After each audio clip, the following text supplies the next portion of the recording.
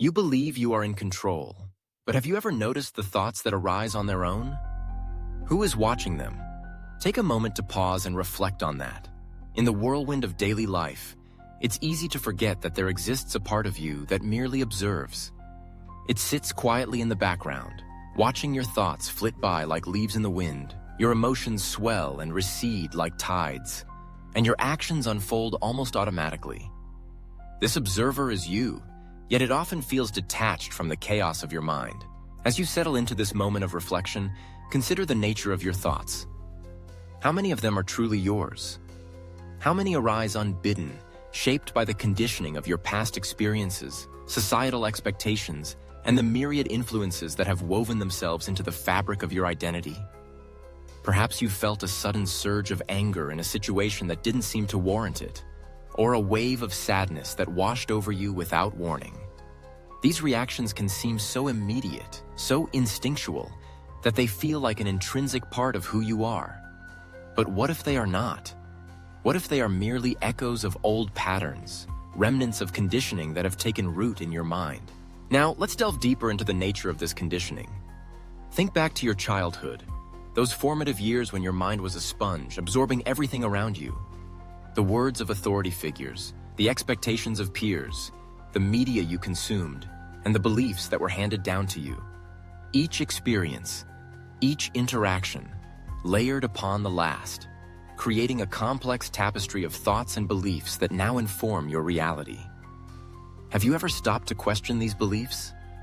Have you ever wondered why you react the way you do, or why certain emotions seem to bubble up unexpectedly? Imagine for a moment that you're sitting in a crowded room. The noise of conversation fills the air, laughter and chatter intertwining. Suddenly, someone mentions a topic that stirs a memory within you, a memory that evokes a feeling of discomfort. Without thinking, you might find yourself withdrawing, crossing your arms, or even frowning. But if you were to step back, to observe yourself in that moment, you might notice something surprising. You might realize that your reaction is not just a response to the present moment. It is a conditioned reflex, a learned behavior from a past experience that no longer serves you. This is the power of observation. When you can watch your thoughts and emotions without judgment, you create space for understanding. You begin to see the patterns that govern your reactions, the automatic responses that dictate your interactions with the world. It's as if you've taken a step back from the stage of your life, becoming the audience rather than the actor. From this vantage point, you can see the play unfold, recognizing the lines you've been reciting without even knowing their origin. The tension builds as you begin to realize that these automatic reactions are not random. They are shaped by a lifetime of experiences, by the beliefs you've adopted, and by the stories you've been told. Perhaps you were taught that vulnerability is a weakness, so you've conditioned yourself to build walls around your heart. Or maybe you've internalized the belief that success equals worth, leading you to chase achievements at the expense of your well-being. Each of these beliefs can create a script that you follow, often without questioning its validity. But here lies the pivotal moment, the act of observing. By simply being aware of your thoughts and emotions, you can begin to break free from these patterns. You don't need to engage with them. You don't need to judge them. Just watch. For the next 30 seconds, I invite you to do just that. Allow your thoughts to come and go like clouds drifting across the sky. Don't try to change them. Don't try to suppress them. Just observe. Who is the one watching? In this practice, you might find a sense of clarity that was previously obscured by the noise of your mind.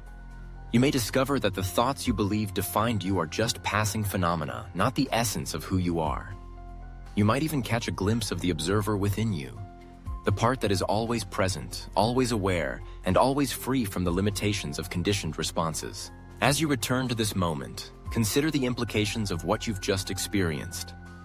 The observer is not bound by the past. It exists in the present, fully aware and capable of choice. This awareness is your key to transformation. It allows you to question the automatic responses that arise, to challenge the beliefs that no longer serve you, and to step into a new way of being. But the journey doesn't end here. It is a continuous process of self-discovery and growth. Each moment offers an opportunity to observe, to reflect, and to choose. When you catch yourself reacting automatically, pause and ask yourself, who is watching? This question can be a powerful catalyst for change, prompting you to explore the deeper layers of your conditioning and to reclaim your agency. As we conclude this exploration, I invite you to reflect on your own experiences. When was the last time you caught yourself reacting automatically? Did you notice who was watching? This simple inquiry can ignite a spark of curiosity within you, leading to profound insights about your patterns and beliefs. If this made you stop and think, consider liking, subscribing, and sharing your appreciation. Let's go deeper into this journey together. Embrace the observer within you, and let's explore the vast landscape of your mind, unraveling the threads of conditioning and weaving a new narrative of awareness and choice.